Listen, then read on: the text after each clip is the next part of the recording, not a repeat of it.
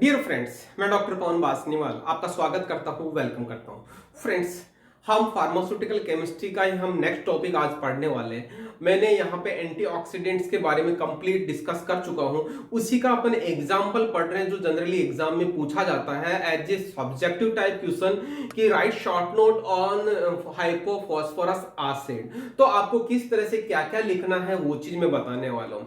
यहाँ पे दूसरा कॉम्पिटेटिव एग्जाम्स में डिफरेंट डिफरेंट तरीके से क्वेश्चंस पूछे जाते हैं। वो मैं आपको end of the video lecture बताऊंगा, तो आप मेरे साथ पूरा वीडियो देखें। उनका आप आंसर कैसे करना है, किस तरह से करना है, थ्योरी वाला आंसर कैसे करना है, ऑब्जेक्टिव वाला आंसर कैसे करना है, ये सारी चीज बताने वाला हूं। ओके, यदि आप चैनल पे नए हैं, पहली बार आए हैं, तो चैनल को सब्सक्राइब करें और बेल आइकन को इनेबल कर लेना ताकि जब भी मैं नया वीडियो अपलोड करूं आपको इमीडिएटली अलर्ट मिल जाए। ओके, तो अपन शुरुआत करते हैं कौन सा, हाइपोफॉस्फोरस एसिड।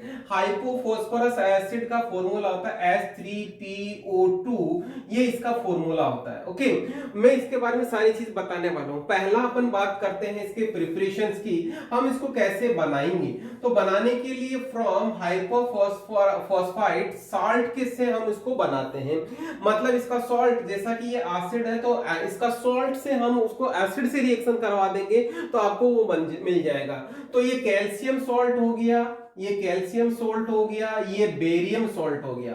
ओके, ये बेरियम सॉल्ट हो गया। कैसे देखिएगा, यहां से एक हाइड्रोजन हटाने से जो सॉल्ट बनता है ये H2PO2 और H2PO2 ये जुड़े हुए हैं। कैल्शियम की दो वैलेंसी होती है, इसलिए कैल्शियम की दो वैलेंस के साथ में जुड़ा हुआ है।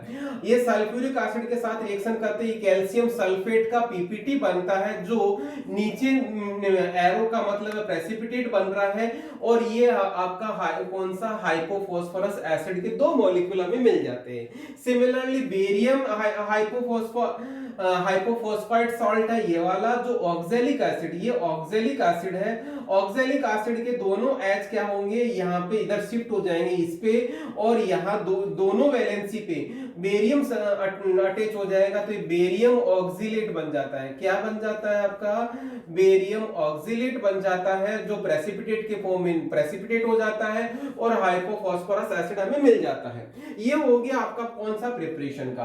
अब अपन बात करते हैं इसके प्रॉपर्टीज की। प्रॉपर्टीज में देखिएगा, जैसा आपको शायद पता है कि एसिड है, तो एसिड का जो फॉर्मूला होता है वो समझना, फास्फोरस के साथ में ऑक्सीजन जुड़ा रहता है, एक OH इस तरह से जुड़ा रहता है, एक हाइड्रोजन इस तरह से, एक हाइड्रोजन इस तरह से। आपको शायद पता होना चाहिए कि यहाँ पे एसिड वो होता है जो H+ आयन देता है, हम उसको एसिड बोलते हैं। ये आरएनएस कांसेप्ट के अकॉर्डिंग हमने डिटेल पढ़ चुके हैं पहले से।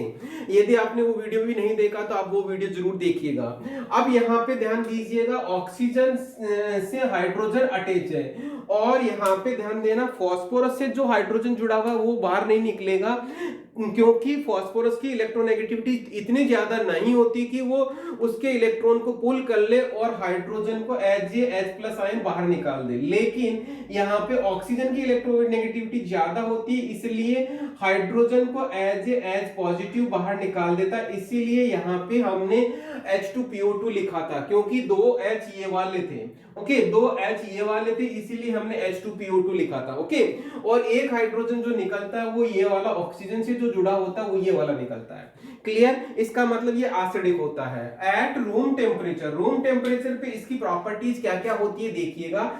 एट रूम टेम्परेचर इसकी ये कलरलेस सिरपी लिक्विड रहता है, जिसकी स्पेसिफिक ग्रेविटी क्या होती है, 1.49293 रहती है, जो लगभग 18.8 डिग्री सेंटीग्रेड पे ये मेजर की जाती है। ओके, और ये बेसिकली यही वाला, इसी जो स्पेसिफिक ग्रेविटी वाला सॉलिडिफाई हो जाता है, मतलब क्या होता है, सॉलिड में कन्वर्ट हो जाता है। जैसा कि ये लिक्विड सिर्फ था 17.5 के आसपास, मतलब 17.4 डिग्री सेंटीग्रेड पे ये सॉलिडिफाई हो जाता है, जो मेल्ट कितने डिग्री पे होता है, वो 26.5 डिग्री पे ये मेल्ट हो जाता है। ओके, अब अपन जो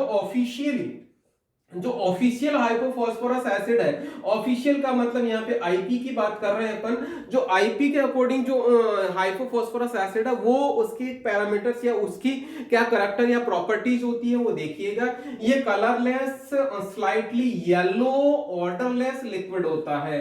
ध्यान दीजिए, ऑर्डरलेस लिक्विड होता है, जिसकी 30 से 32% के बीच में जो सॉल्यूशन रहता है H2PO2 के फॉर्म में। ओके, मतलब ये 30 से 32% की फॉर्म में इसका सॉल्यूशन रहता है। और जो इसकी स्पेसिफिक ग्रेविटी रहती है वो स्पेसिफिक ग्रेविटी रहती है 1.103 के पास रहती है, और 25 डिग्री टेम्परेचर पे ये स्पेसिफिक ग्रेविटी मेजर की जाती है। ओके, अपन ओवरऑल बात करें तो ये मिसिबल रहता है, वाटर में भी रहता है, अल्कोहल में भी रहता है और ईथर में भी रहता है।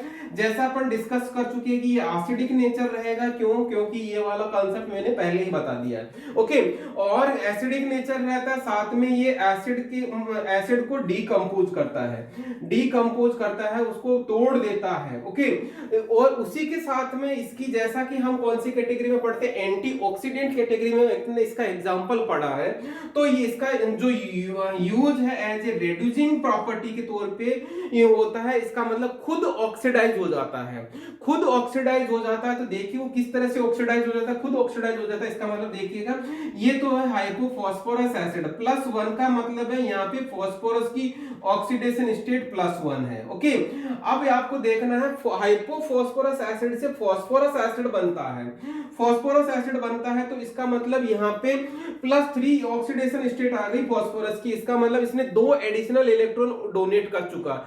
जैसे इलेक्ट्रॉन डोनेट करता है, इसका मतलब खुद का ऑक्सीडेशन हो गया और किसी का रिडक्शन कर दिया।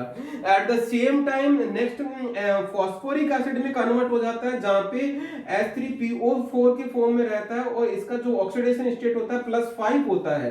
तो मतलब यहाँ पे अगेन एडिशनल 2 इलेक्ट्रॉन और डोनेट कर देता है। इस तरह से यहाँ पे इनकी ऑक्सीडेशन स्टेट +1, +3 और +5 के फॉर्म में रहता है। एग्जाम में क्वेश्चन पूछा जा सकता है किसकी ऑक्सीडेशन कब होती है, किस तरह से होती है।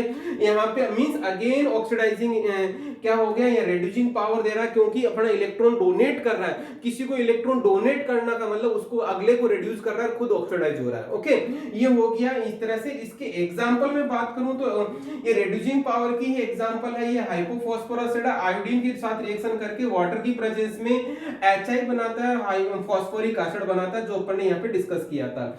सिमिलरली यहाँ पे पोटेशियम परमैंगनेट KMnO4 को एसिडिक कंडीशन में H2SO4 इसके साथ रिएक्शन करता है। कौन?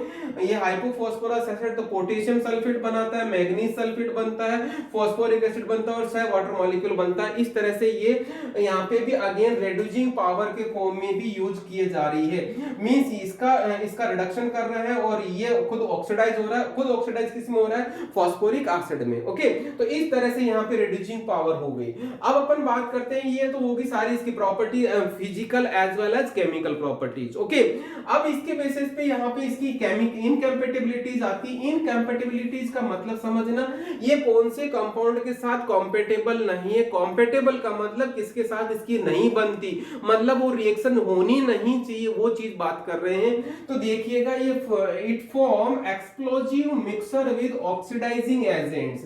ऐसे एजेंट जिनके साथ ऑक्सीडाइजिंग एजेंट जिनके साथ में एक्सप्लोजिव बना देता है, वो कौन कौन से हो सकते हैं? नाइट्रेट हो सकता है, क्लोरेट हो सकता है, वो परमैंगनेट होता है। तो इन तीनों के साथ में एक्सप्लोजिव नेचर मिक्सर बना देता है। तो जनरली इनको हम साथ नहीं रखते, नहीं तो ब्लास्ट हो जाता है, एक्सप्लोजन हो जाता है। ओके, अब अपन बात करते हैं इसके यूजेज की। तो यूजेज में देखिएगा, ये हाइपोफॉस्फोरस एसिड कौन सी कैटेगरी में है? मैंने बताया शुरुआत में एंटीऑक्सीडेंट की कैटेगरी में।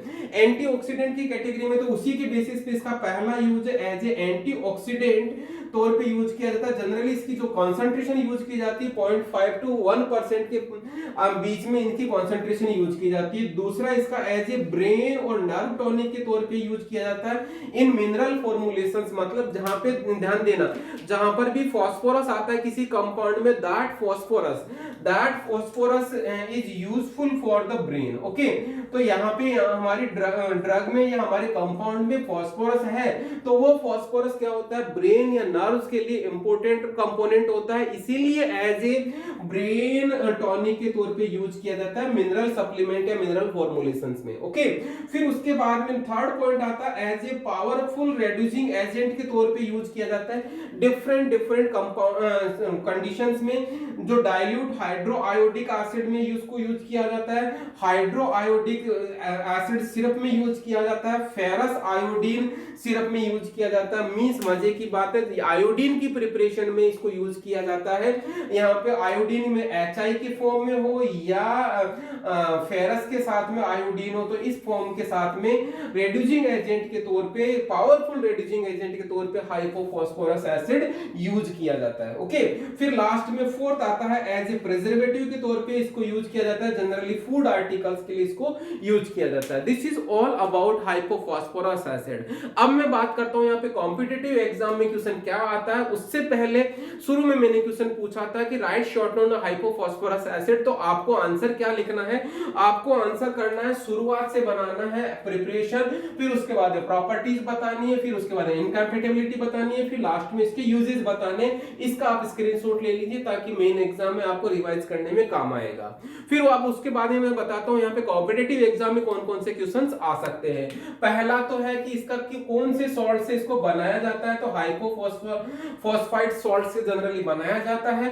फिर इसकी प्रॉपर्टीज में ध्यान देना, एक तो इसकी स्पेसिफिक ग्रेविटी से रिलेटेड क्वेश्चन पूछा जा सकता है, और दूसरा इसका जो 30 से 32% आईपी वाला जो सॉलिड कितनी परसेंट रहता है वो चीज पूछी जा सकती है। और उसके बाद में ध्यान देना जो इसकी जो ऑक्सीडेशन कंडीशन स्टेट है +1 +3 एंड +5 ये स्टेज पूछी जा सकती है, जो यहाँ पे इसकी रिड्यूसिंग पावर को दर्शाती है, रिड्यूसिंग पावर को शो करती है। ओके, लास्ट में इसकी जो इनकम्पैटिबिलिटी है वो इससे पूछी जा सकती है, कौन कौन से कंपोनेंट्स के साथ में इसकी इनकम्पैटिबिलिटी है, that is nitrate, chlorate and permanganate, ये हो गया। और लास्ट में इसकी यूजेज, जो मेन जो प्रीफर्ड यूज है इसका ब्रेन टॉनिक के तौर पे और एज ए प्रिजर्वेटिव के तौर पे इसको जनरली यूज किया जाता है। इस तरह से ये सारे के सारे मैंने competitive as well as subjective questions के आंसर मैंने आपको बता दिए।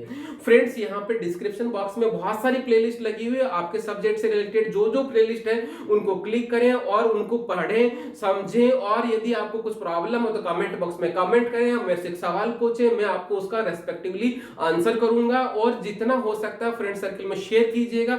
और यहाँ पे अभी भी आपने यदि बेल आइकन को इनेबल नहीं किया तो बेल आइकन को इनेबल कर लेना, सब्सक्रिप्शन ले लेना चैनल का, ताकि जब भी मैं नया वीडियो अपलोड करूं इमीडिएटली आपको अलर्ट मिल जाए। फिर से मैं हाजिर होऊंगा नया वीडियो लेके, तब तक के लिए धन्यवाद। Thank you once again.